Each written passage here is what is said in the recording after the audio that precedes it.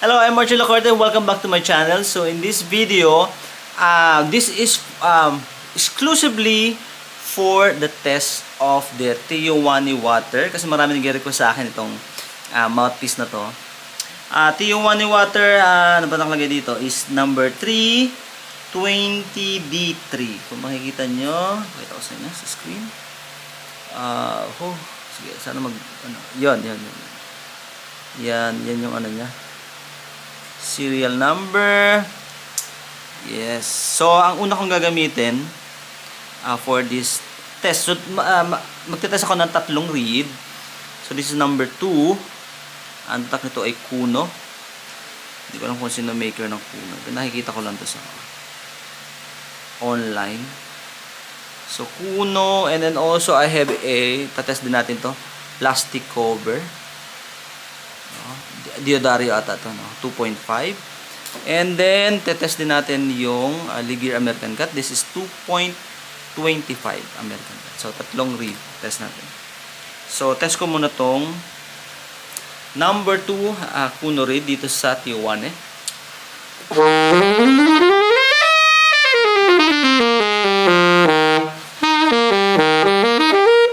Okay, easy blowing siya. Okay, masyadong hindi siya ganoon kay steep, no, yung curve niya ng number 3. So ang mga bagay dito na reed is yung medyo matitigas na.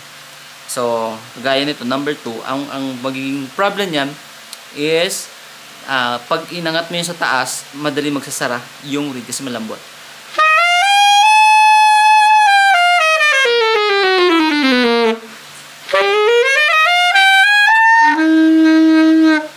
So, mahihirapan niya sa mga taas.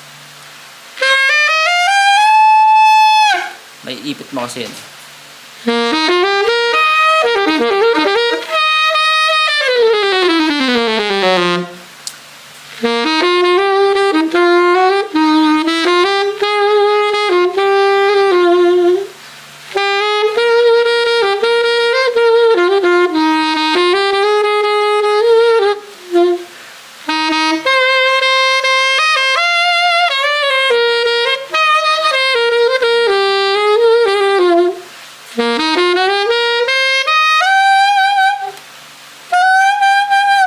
So, mahirap sa taas.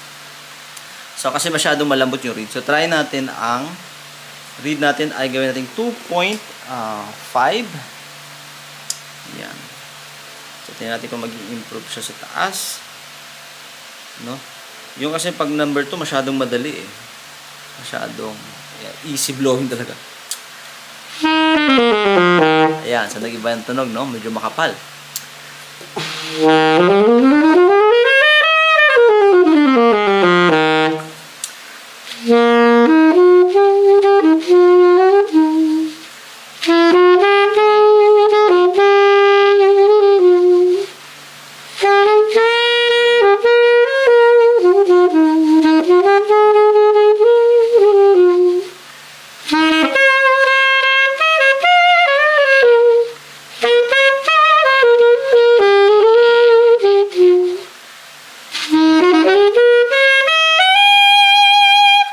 Yun ang sinasabi ko, no?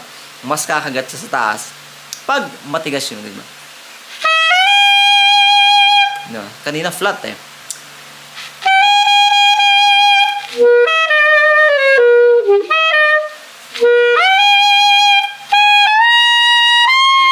Yun. So, lumabas din yung altissima.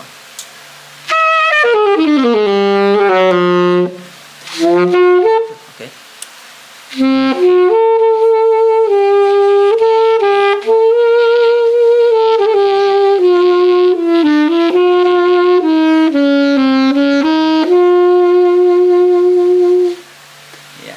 So, next natin tatry.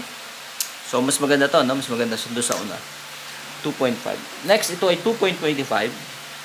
Pero Ligier naman siya, synthetic. Tingnan natin.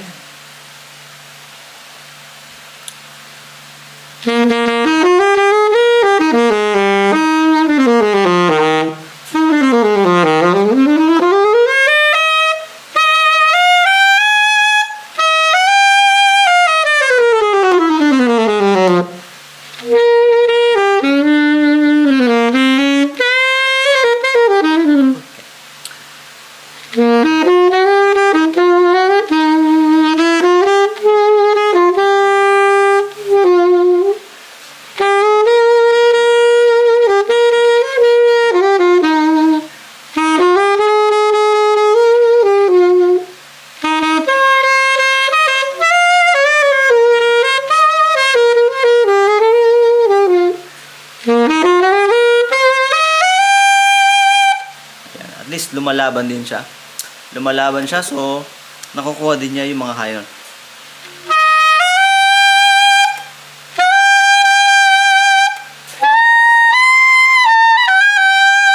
No?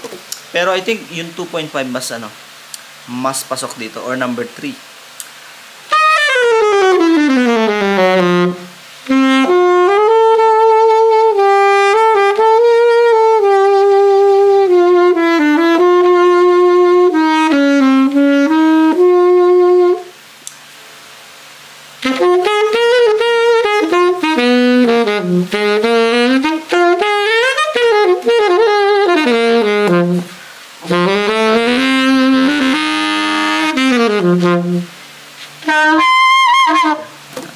Yeah.